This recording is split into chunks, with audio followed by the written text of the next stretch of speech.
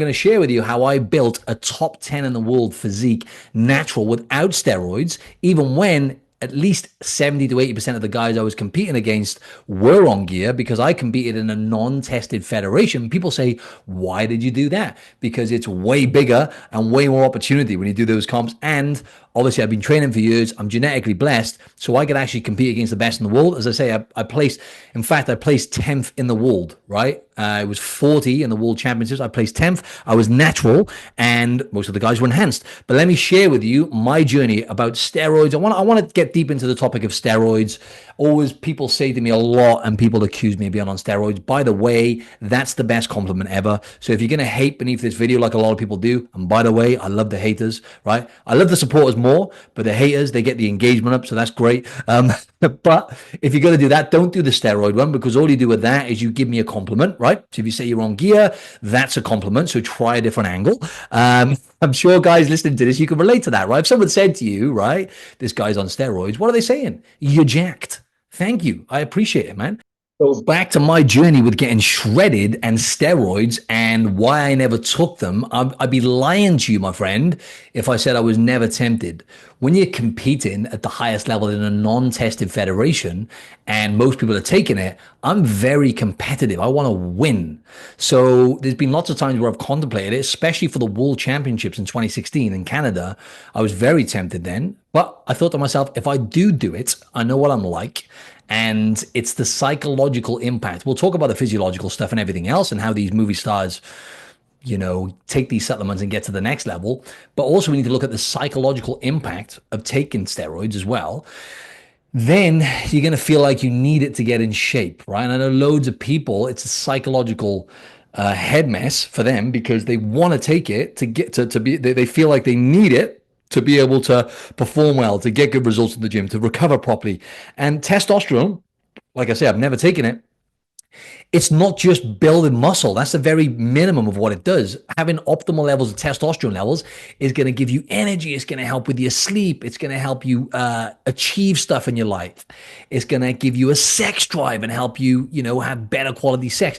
There's all these things from a health standpoint which come into play. So look, what I want to say is, firstly, the truth about my experience, right, with competing. I've competed 9 times altogether, and I can get absolutely shredded, right? As I've said before, I can get, what was my thing is like, okay, I'm going to compete in the fitness model category, which was how shredded can you get and, retaining muscle.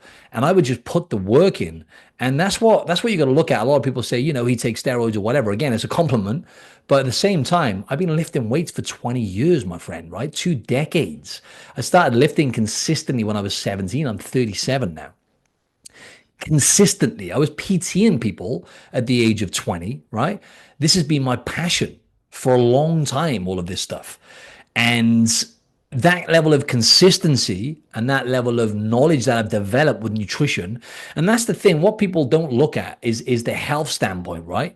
When it comes to where I'm at now, yes, I train consistently and I do strength training. But as I say, I've done that for a long time. It's the lifestyle and the nutrition which really keep me in exceptional shape, especially when we look at being shredded all year round. Yes, and this is like, me blowing my own trip. My girlfriend says to me, you got what most guys want, right? Because not only am I ripped and shredded when it comes to the physique anyway, but I've got the size, right? And yes, a lot of that is genetics, good muscle building genetics. I'm not going to deny that. But it's 20 years of doing it consistently and knowledge as well with what I do in the gym. I know my body.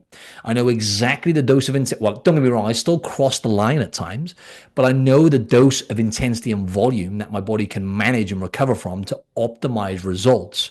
I stay lean because of the quality of foods I eat, and I naturally eat a high protein diet without thinking about it because I want to eat meat. I love eating meat. I love having my scoop of whey protein or even a scoop and a half in the evening with my yogurt.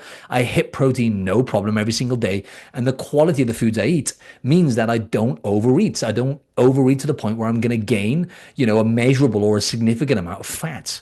So it's very simple. But then the lifestyle stuff, as I've talked about before, I'm 37 now, and I feel like I'm in the shape of my life, if I'm honest. I can stay really, really lean all year round. Not that I necessarily think about staying shredded. I'm constantly aware of, like, obviously eating more than I need and everything else, but it's not, don't want to say impossible, but it's very hard for me to overeat calories right now because of the quality of foods that I ate, like I said, and also the stress, the sleep, for example. You know how regimented and how disciplined I am with my sleep, and how I track my sleep, and how I've got that thing on my bed which keeps my bed the right temperature.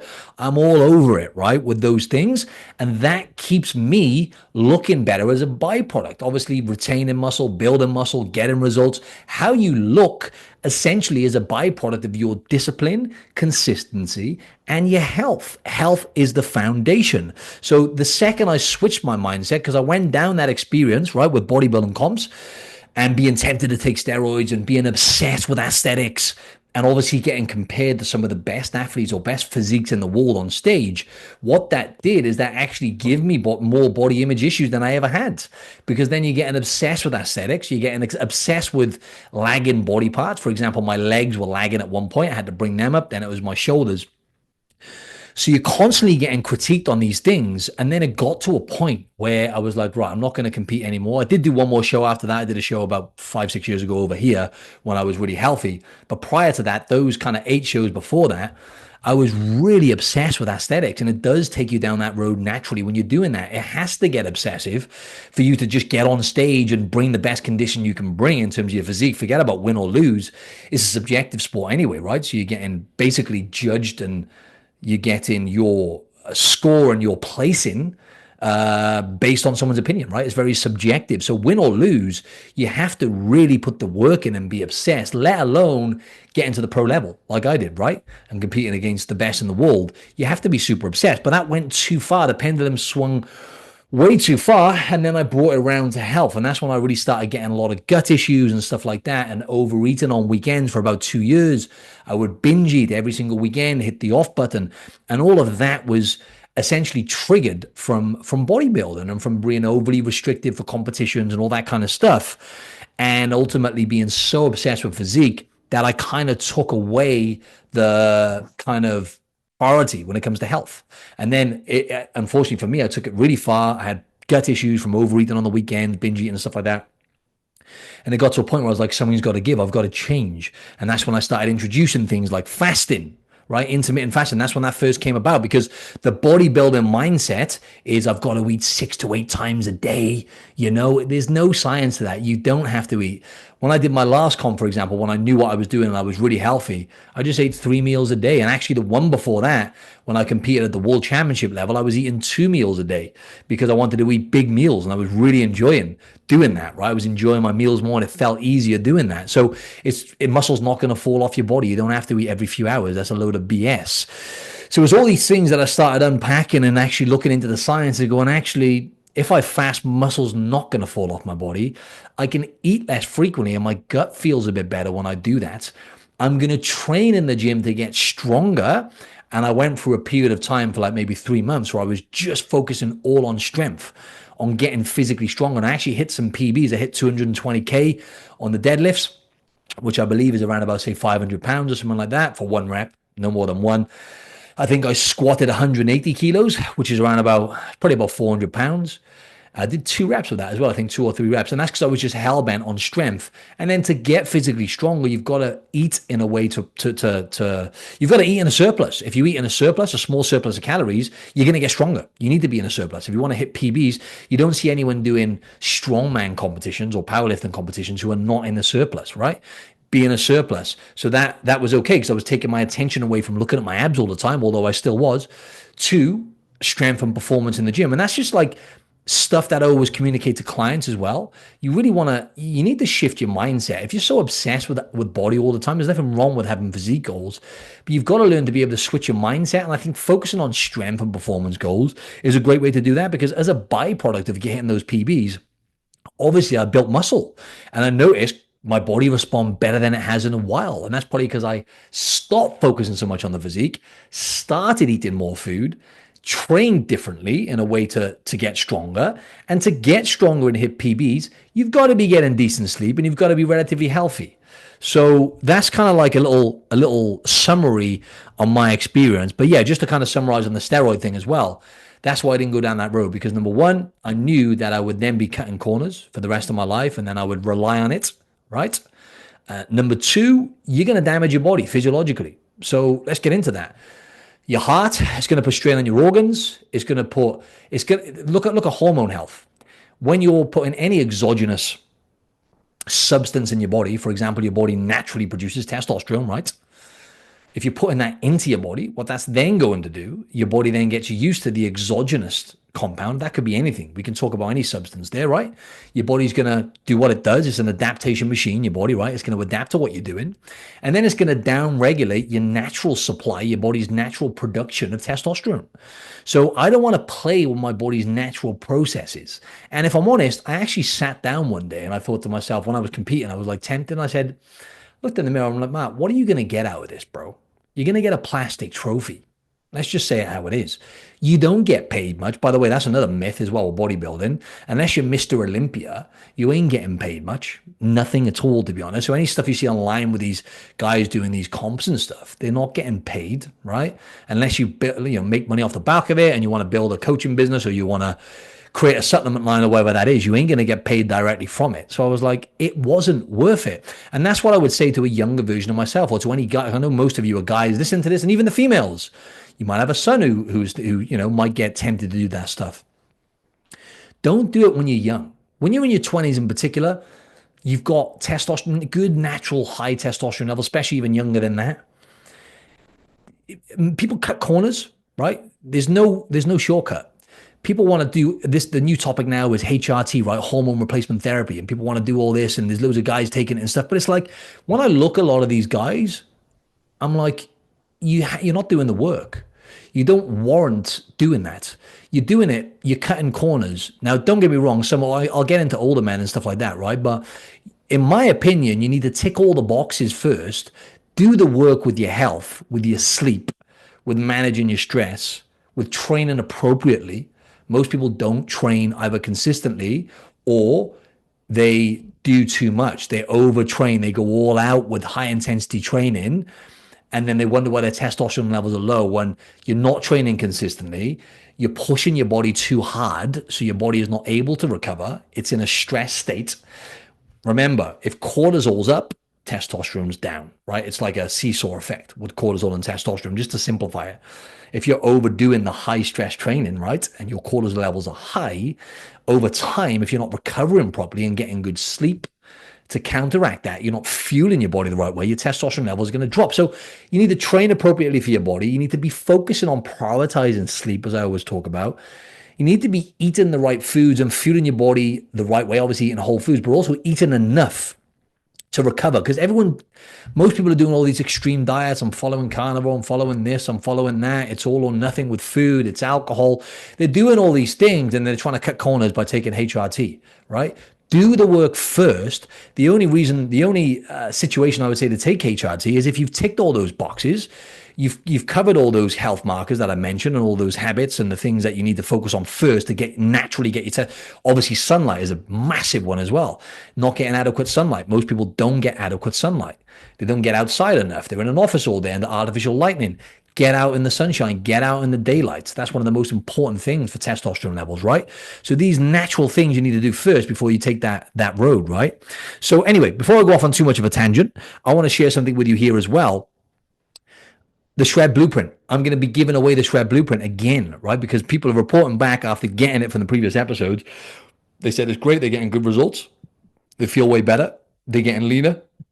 And it's happening fast. And it feels easy and simple. You're going to get it for free. I normally charge for this. Click below in the show notes and it's yours. Simple as that. The Shred Blueprint. Basically, it's got a training program in there. I've chucked in a bonus ab guide in there, and it's got my fat loss fundamentals nutrition program in there as well. You're going to get that for free. Click it. It's all yours. And I just want to transition quickly now into the movie star stuff. I'm going to kind of make this short and sweet because I talked a lot about, steroids and my experience, which I think is really important, especially because I know a lot of you guys, and look, I'm not, by the way, I like to say, I'm not looking down on anyone who does steroids. I don't think I'm doing that. I'm not. I understand totally. Trust me. I used to be obsessed with aesthetics. I've told you I've been tempted when I was competing. However, you do what you got to do, but do it with education and knowledge. Don't try and cut corners. Like, I'm going to give you an example.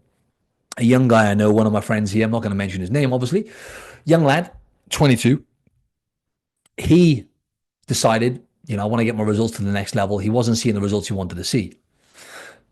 Then he just got a bunch of steroids off some guy, didn't really know the ins and outs of what he was taking, and then essentially ended up getting loads of these spots.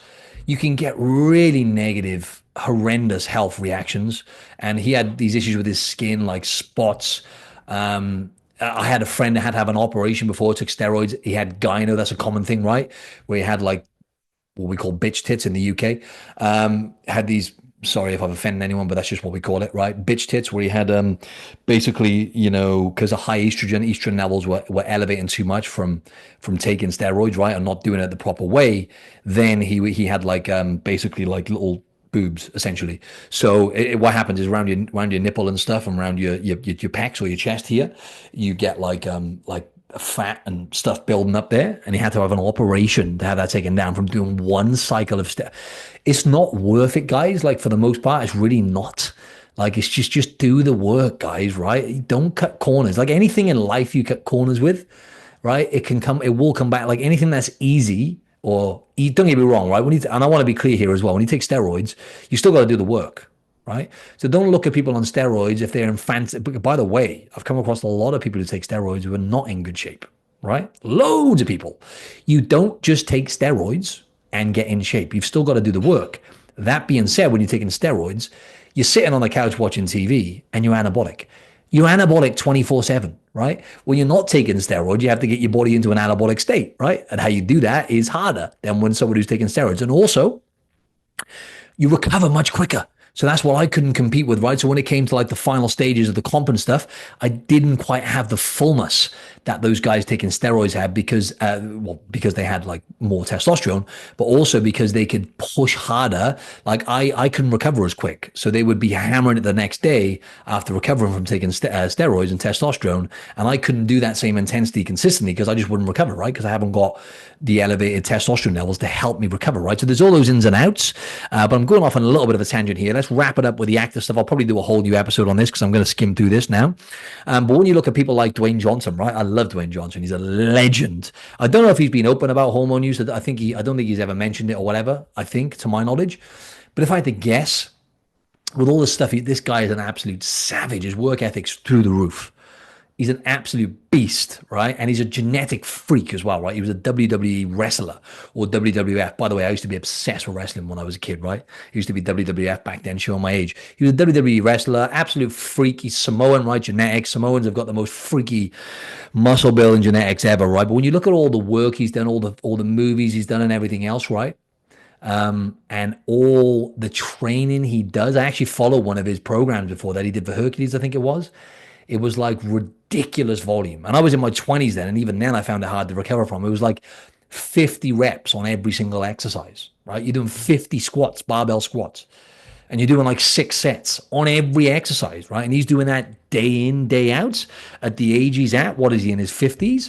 If I had to guess, he's taken some form of either hormone replacement therapy or some form of testosterone, right? And look, I can't necessarily blame him, right? The guy's healthy. He takes care of himself. He's achieved more than pretty much anyone, I think, in that space has achieved, right? He's an absolute legend. And I'm not talking down on The Rock at all. In fact, I used to look up to him when I was younger. I had a poster on my wall of the Rock, the wrestler. However, if I had to guess, I would say yes, he's taken something, just purely from a recovery standpoint and just from a health standpoint, to have the energy to be consistent with all the stuff he's doing, with all the films he was doing, all the to stay in that level of physique at that age as well. I would assume he is, right? So I would assume most of these guys, these Hollywood stars, they're having a little bit of assistance leading up to it, because a lot of these movie stars, they're not in their 20s, right? They're in their bloody 40s and 50s and stuff. So the likelihood is they're having some sort of, whether that's growth hormone, testosterone, it could even be things like Anavar and Winstrol, which are drying agents, which a lot of the guys I used to compete with used to take as well. They help you get drier and stuff like that. But I would guess they're doing everything the right way. And the thing is, these guys, if they are doing it, I would say that's the best way to do it, because these guys have got the money. right? They've got the support system around them, and all they've got to do is take it and then cycle off it afterwards, right? Sounds quite simple on paper, but maybe they then have a reliance on it psychologically, right? So I'm not going to go too deep into that one now because I talked a lot about my experience there, which I think would be valuable. But all in all, I would say most of them are doing stuff, but they're still putting the work in. So, let's kind of summarize this with, look, are you going to take steroids and then click your fingers and look like The Rock? No, you're still going to have to do the work. And actually, a good friend of mine, he said, right, he took him in his 20s and he actually damaged his body in his 20s. I can tell you loads of stories, guys and girls, about people who've really screwed their bodies up and they've had to take hormone replacement therapy and all those kind of things at a young age to get their body just at a normal level, let alone thriving with testosterone levels and their health. My one mate who took it, he said if he could go back now, what he would have done is he would have dialed in because he thought that he could just take them and look amazing. And then he realized, oh shit, I've still got to really level up this diet stuff, this nutrition stuff. So knowing what he knows now, he said he would have dialed in diet, got more education and really worked on improving the way he was eating, the quality of the foods he was eating, the protein intake, prioritizing sleep, and learning about all these things like sunlight, all those things, and building that solid foundation with those, I guess, habits first, and those kind of things with health before he took them, because then he wouldn't have those issues because he took the steroids and he didn't get the results he wanted. And then he was taking steroids a lot just to be able to keep his testosterone at a decent level. Then he had to say, and it can get really treacherous. And then think of the long-term impacts of that as you get older as well. When you get older into your 50s and 60s, what do you do then? Right? I'm all about longevity. And when I get older, I'm going to keep getting my hormones checked and everything else. But I am in the camp of, and I'm not looking down on anyone who does it, I'm in the camp of, if you take care of yourself and you're really mindful as well about the environmental toxins and microplastics as well, you got to be really aware of these things. These things disrupt your endocrine system. Microplastics are in everything, right? So especially if you're heating up, you're having like plastic tubs to eat your food, for example, you're putting that in the microwave and heating it up, plastic bottles, and especially when they heat up, but there's microplastics everywhere now. We're consuming them left, right, and center. Even in, what was it? Something else the other day that there was microplastics in, even pink Himalayan salt. There's so many different things now in the environment we got to be aware of. And even when you put things in your body, like even when you put, for example, sun cream, for example, right? Even if you're going to put, I don't use sun cream. And I'm not going to say necessarily everyone shouldn't do that, but I don't need to use sun cream because I'm not a donut. Like you wouldn't go and you never run before and run a marathon, right? You don't go and lie in the sun for 2 hours when you don't go in the sun very often, right? You got to build it up. To me, that's common sense. I don't know, like comment below if I'm wrong there, but long story short, these things disrupt your endocrine system, right? Your hormone profile, completely change your hormone profile, all these things. So we've got to be aware of things that we're putting on our skin and into our body. What you put into your skin generally is going to go into your bloodstream, right? So these are all things we've got to be aware of as well, which I'm very tuned into. My water supply as well. That's another thing. I've got like a real good water filter, which is bolted on to the tap, and it filters out chlorine. It filters out heavy metals, certain heavy metals. It also filters out fluoride as well, right? Which can be neurotoxic in high doses. So all these things you got to be aware of, which are going to not just disrupt your body's biochemistry and your health in general, but also your endocrine system. In other words, your hormone profile, right? So these are things we got to be aware of when it comes to having healthy testosterone levels as well, right? So look, I'm going to wrap this up with, ladies and gents, I am going to be doing the fat loss challenge, right? It's going to be happening on the 12th of May. Monday, the 12th of May is kicking off. It's a free 14-day fat loss challenge. You're going to drop 5 pounds of fat. You're going to get to work closely with me. You're going to be in an awesome, thriving community. You're going to get to jump on calls with me and the rest of the people in the challenge. And you're going to get insane results. I know it's only 2 weeks, right? You're going to drop 5 pounds of fat.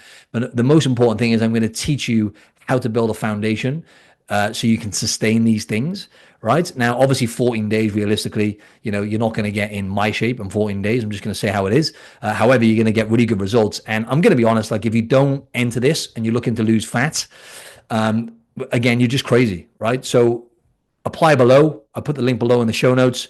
And like I say, I put the Shred Blueprint in the show notes below as well.